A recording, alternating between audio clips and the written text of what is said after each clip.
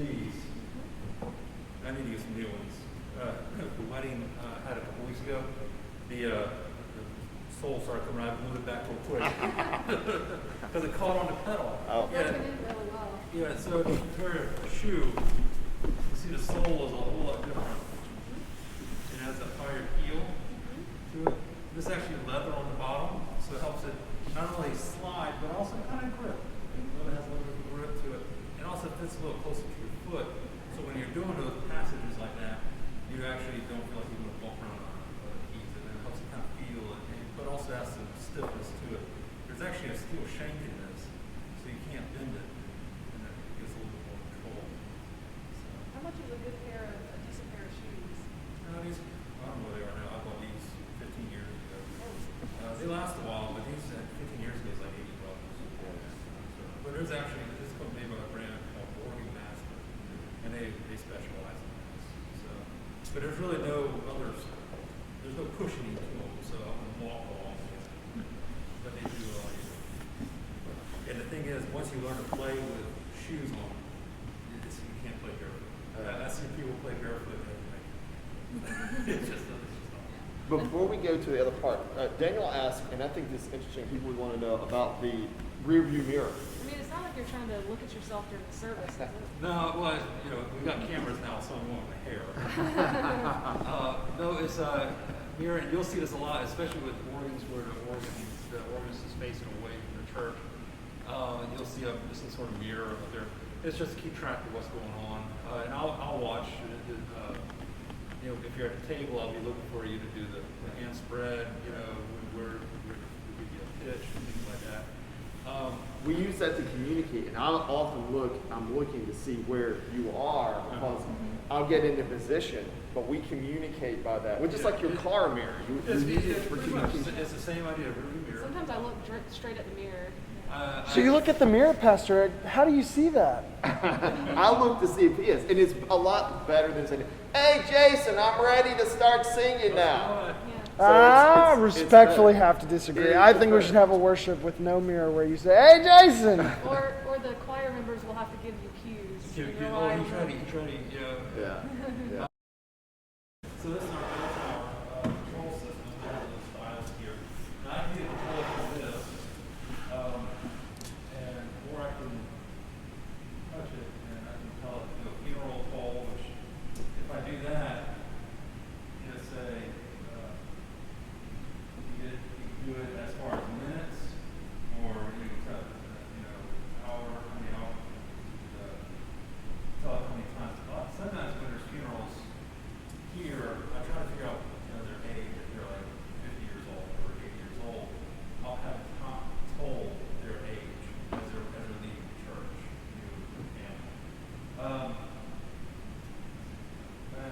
You have a celebration cue, which like midnight at Christmas Eve when we finally had them back. That's what I did in all the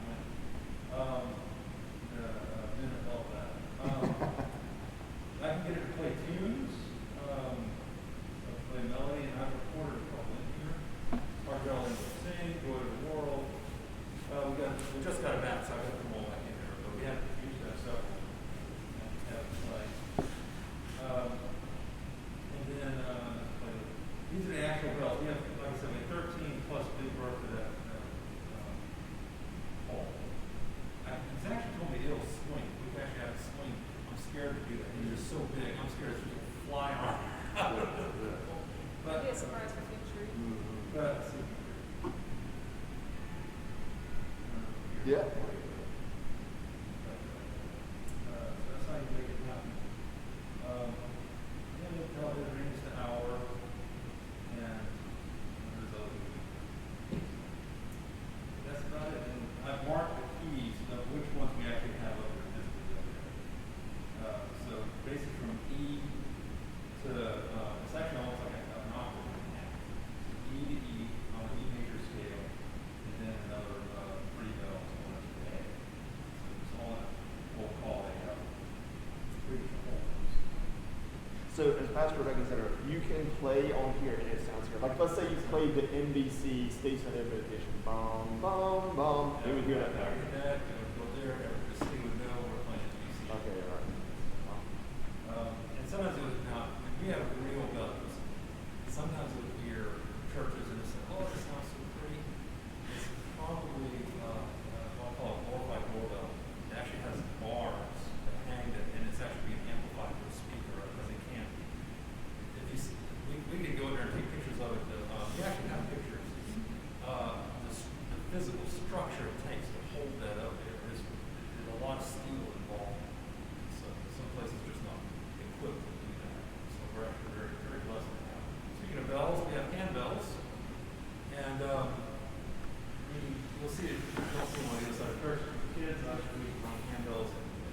Sunday school.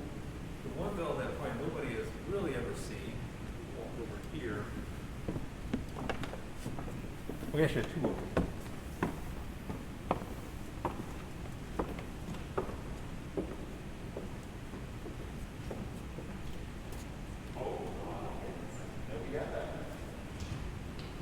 Kind of like sword in the stone. Are you worthy to call the bell? You know, a lot of people see it like, oh my gosh, that's huge, you know. But you're worthy. And the thing is, look at it. It's made out of aluminum instead of brass beads. So these are a lot heavier. These weigh about the same. You know, but it's not how much lighter aluminum is. But it still takes two hands to ring. And that's a low C. Notice how the clapper doesn't just fall like the bell. Okay? But then it comes back up. See how it comes back? We have springs in here. That gives you control over the bell. So they're actually made to go in one direction. Set in one direction, really, so that you're ringing, but it doesn't want to come back on you, and it also just stays there. That way you can ring one note at a time, and then be damned if it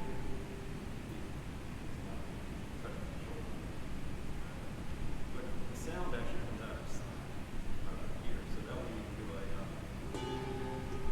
Doppler effect. And so there's all sorts of different techniques that you can use. Are you taking new students or new members of the Bell Choir? Anytime we can. All right, there we go. Anytime we can. Invitation. Yeah, invitation. And that leads us to the choir itself. We're taking new members, whoever wants to come join us. We all carry an instrument with us all the time. We can all sing. Some people say, well, I can't sing very pretty. You know, a friend of mine, I told him, I said, I'm not looking for solos. Now the way you get in here is it's pressurized right now, so I can't push open the door. And so what they do, they put a little valve here. Oh, that's so neat. Is this recording audio too? Yeah. Okay. And so now I can open this, but this is a pressure chamber. And there's another door in there that I got to pull the valve up. When I close this door, I pressurize the chamber, then I can go inside. And the ears pop and everything like that. This is the wind instrument. It's a wind instrument, that's right. And so this, it's kind of small. I don't know how y'all want to go in here. Shall we follow you, or are we going to go without you? You can go without me. Okay, that's good. That's good. You I think I remember the lights. Yeah, see that little hole? Well, the lights are already on. Oh, they are. Okay, good. Yeah, so why don't I let this door close first? Okay.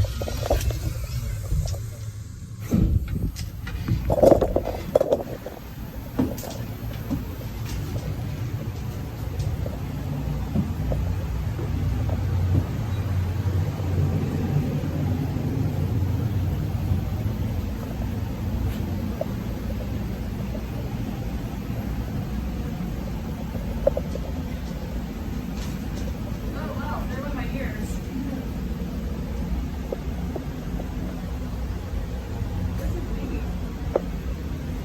We have filmed a Wham on the road in here. You remember summer of 2020, CR?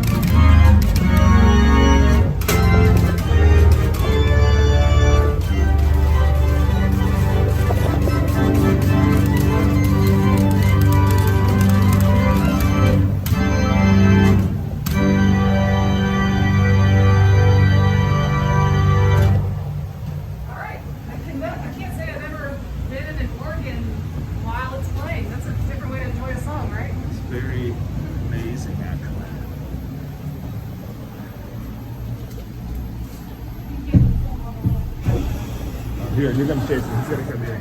Gotcha. Yeah.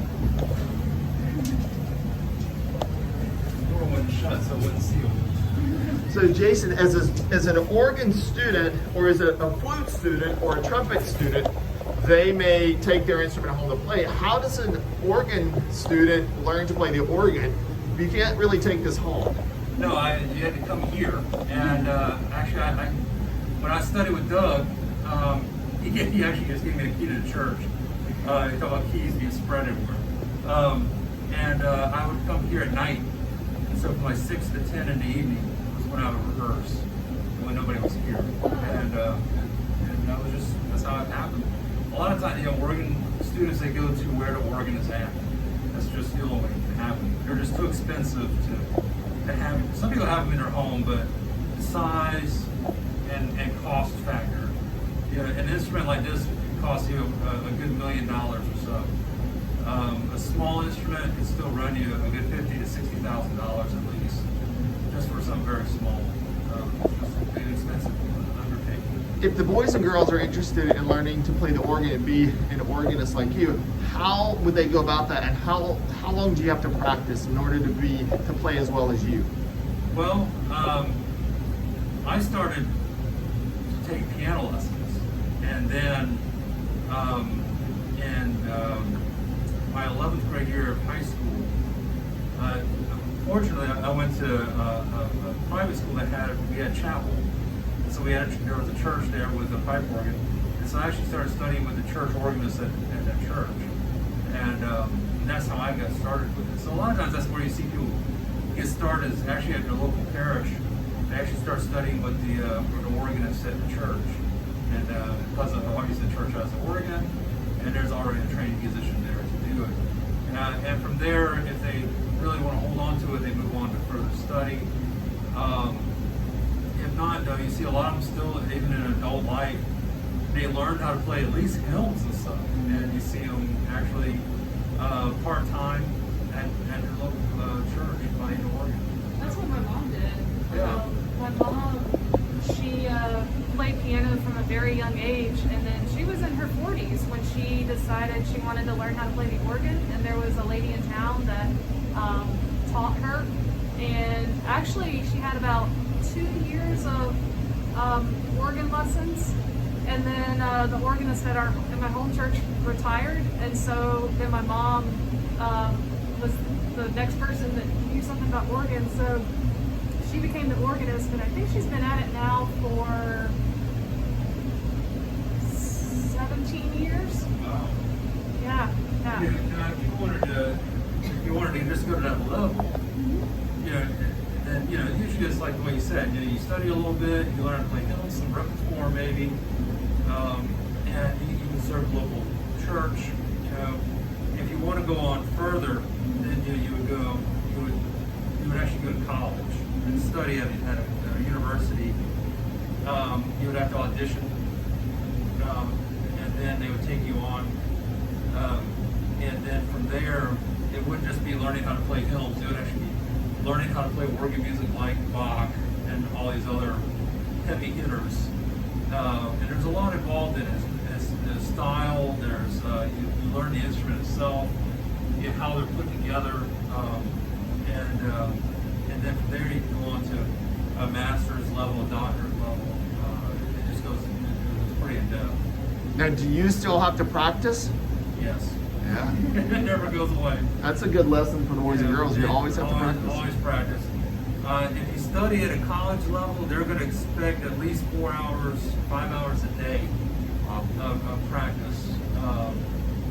And so, in some of it, the organ at least, I imagine it was pianos and everything else, you're building up stamina. Sitting like that, you sit up straight, and you bounce. It creates a lot of stamina for your back, and so you wonder how you can make it through an hour and a half service of candlelight, and playing all the music and stuff. Well, it's all that practice is built up, not just the ability, but the stamina to sit there and do that. Well, this has been a good visit. Yeah. Anything to say, PR? Yeah. This has been really neat to get to explore parts of the church that people don't normally get to see. That this is a kind of behind the scenes look, and it's just really neat to see all the things that go into music making here at St. Matthew's. Or this isn't even all of it. I mean, if you want to see all of it, you know, come to a choir rehearsal, come to a bell rehearsal. There's even more than what we've shared today. And I don't know. I guess one last question is the organ is just so big and a part of the church, and it's almost like got a little bit of a personality in and of itself. We talk about voices of the organ. Does the organ have a name, or do we dare name the organ? I just refer to it as the Alston. Oh, the Alston. Yeah, the Alston. That's what, you know, but yeah, I've thought about a name for it. Alston seems like a good. Well, it's the company that built it, so Yeah. Alston Organ Company. Thank you very much Thank you for having me. and spending all of this time with us and telling us all about this. Thank you. Thank you.